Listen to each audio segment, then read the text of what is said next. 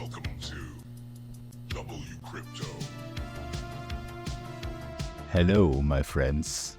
Welcome back to WCrypto. Since my message about the golden cross on the 1-hour chart from the 2nd of January, Bitcoin has climbed 2.3% to the upside. While that's a decent move compared to the previous golden cross pump from December, it's still relatively modest. A gain up to $100,000 would only represent a total increase of 3.5%.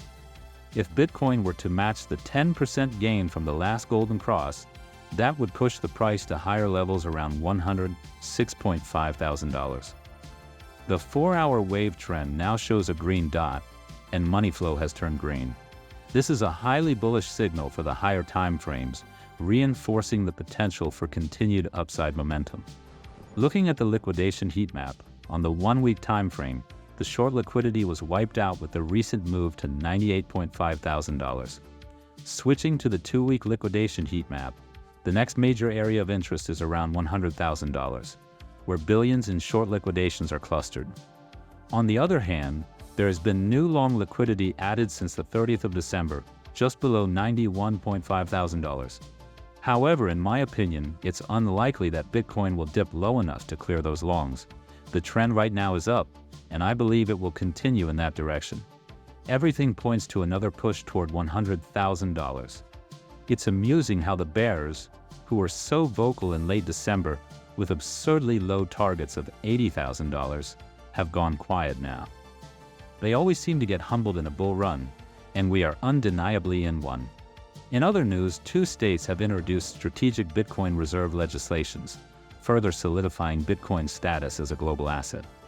Despite negative Bitcoin ETF inflows, the price has still pumped. It's evident that major players, including BlackRock, have been buying today, the 3rd of January. The 2nd of January saw a total outflow of $242.3 million. BlackRock's iShares Bitcoin Trust sold $332.6 million, while Grayscale Bitcoin Trust offloaded $23.1 million.